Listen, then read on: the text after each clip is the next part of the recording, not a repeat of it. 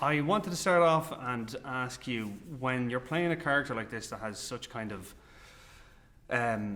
moral quandaries and, you know, things to kind of work out, and does it help you to run it through yourself and then run it through as the character, or do you separate it entirely, or how do you do it? Like, no, absolutely. I think you have to ask yourself those questions quite profoundly. Yeah. How would I behave in this situation?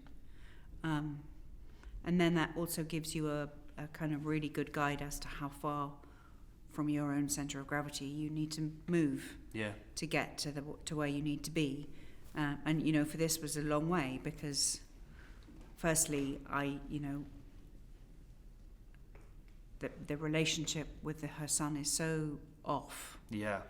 And you can really see that, I think, from when you first see them together. There's just something that's not right. It's obsessional. It's, you know, on his part, he knows she's obsessed with him, and he manipulates her.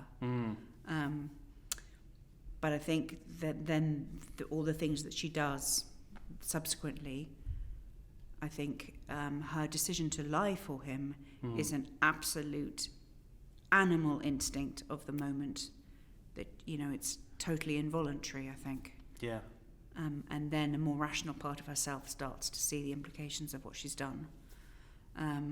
But the ending I really wrestled with, and it kind of, actually the directors talked to a psychiatrist and about how within the context of the cultural framework of everything, and it was a very smart answer that they gave, was that in that situation somebody of that way of thinking would relinquish to God the outcome and absolve themselves of responsibility. Yeah. But I mean, when it's that tied, I mean, literally like tied at the apron strings almost, that they would cut themselves off. Like, I mean, it seems almost like the shot is interesting because you're kind of lying flat. It's almost like you're being buried as well. The character, is being buried as well. When it's, you know, when the context of the story, as you said, is this dark, do you carry that around with you on set, or do you let it go? Because I know there are some actors that, like, they really want to store it up so that they don't have to, when they walk off the set, that they come back on, they don't have to waste time trying to get back into it, I guess.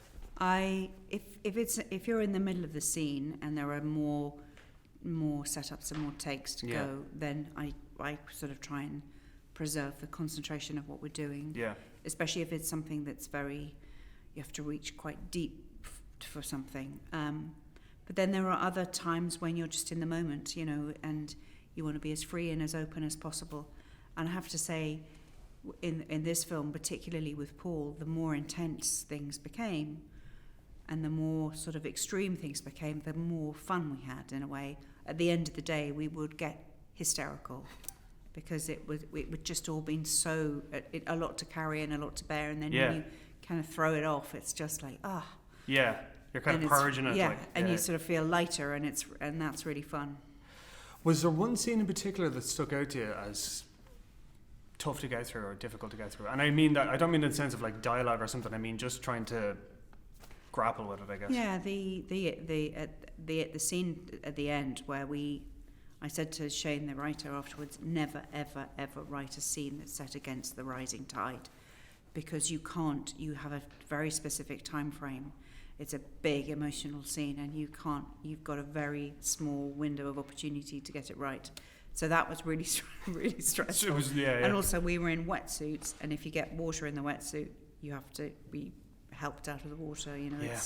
And also we were near hypothermia a lot of the time, so there were a lot of challenges. I was going to say, but that was the day we had the most fun as well. Really? Yeah. Was it just because were you making? I mean, in a sense, were you making the fun to try kind of lift your spirits, or well, really, at the end of the day, we were beside ourselves. Everything we looked at was funny. You know, when you get in that situation, you just can't stop laughing. Yeah. Everything was funny.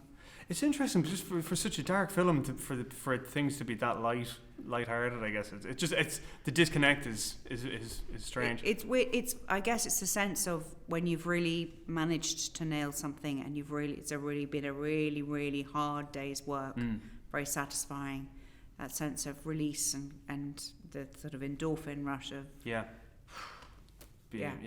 on with it.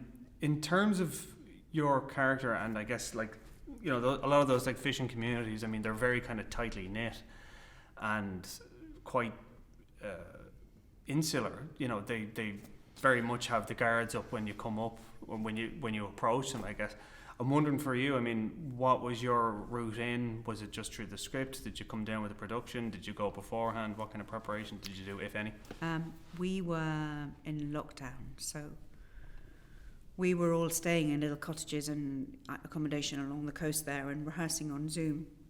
But I had a lot of time to be in the place and get a sense of what it was to be by the water and living off the water, and that very fragile and quite dangerous existence that's also very male oriented, you know, because the men fish and the women do the other shit, do the processing.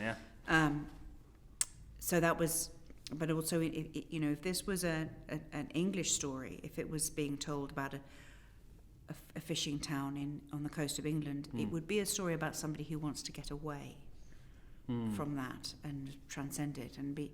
But this is a woman for whom that is the centre of the universe, and she loves it. And I had long conversations with the directors and the writer about that, and he talked about a backstory of she tried leaving and just had always felt this animal pull of it just being her place, her universe.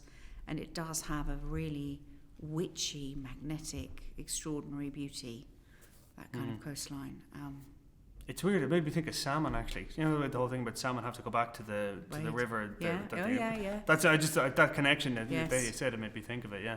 I am getting the wrap up, so I've got to leave it there. Seems like the whole world is turned upside down.